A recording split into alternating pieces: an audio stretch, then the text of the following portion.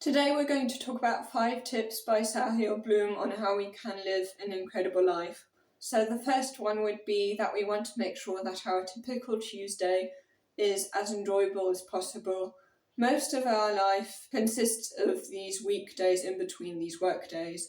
Of course, having great weekends and having wonderful holidays also adds to an incredible life, but most of the time we're not on holiday.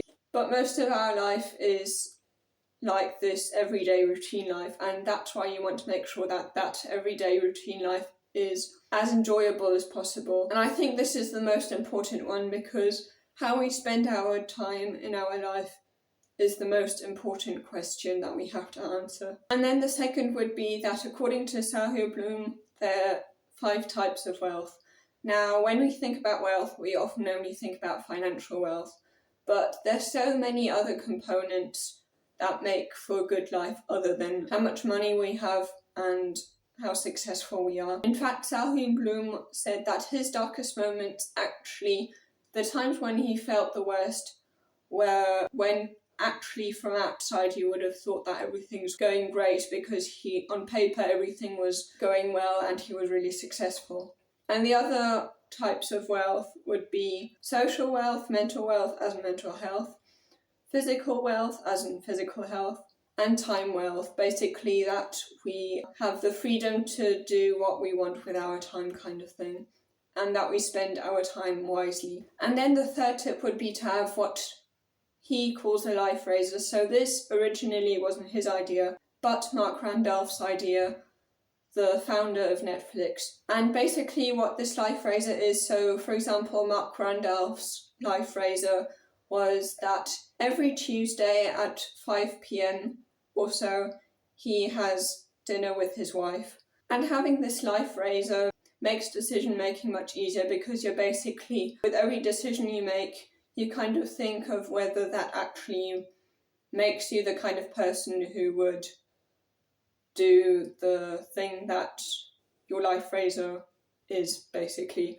And Sahil Bloom's life raiser would, for example, is that he wants to be the coach of all his son's sports teams, and in order for him to be that, he would have to be like a role model, someone that other parents think that their children would be in good hands. So also being a good dad is very beneficial for this life raiser.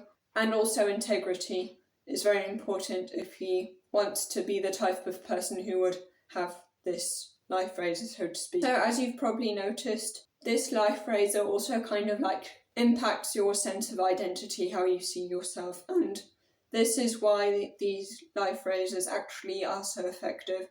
And life raiser is also something that creates ripple effects throughout your life. So a thing that if you do that, it's going to have lots of beneficial effects on all the other areas of your life as well. And the fourth tip would be that you want to think about the kind of person you want to be. And when you make decisions, think, would the type of person who does X or is so-and-so, whether that person would do the behaviour that I'm just about to do or not. And that also makes decisions easier because we then know how we want to behave or what we have to do to be in alignment with who we want to be.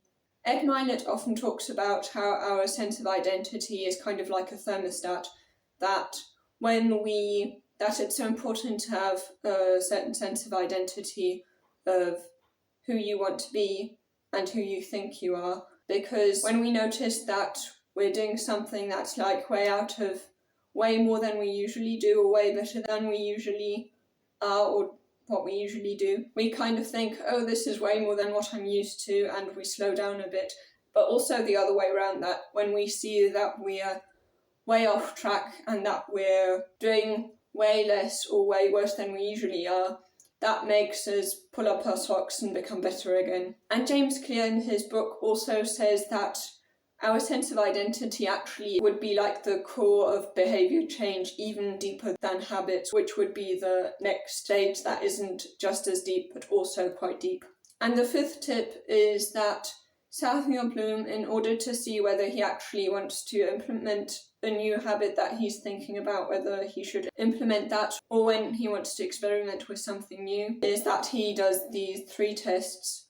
So basically he asks himself, does this cause ripple effects? Is it identity crafting? And is it controllable? Because there's no point setting results goals because we can't control our results immediately. We can only control how we behave. Now, since social wealth is so important to our well-being, as Sahil Bloom explains, if you want to know how Sahil Bloom takes care of his relationships and friendships, you can watch this video here.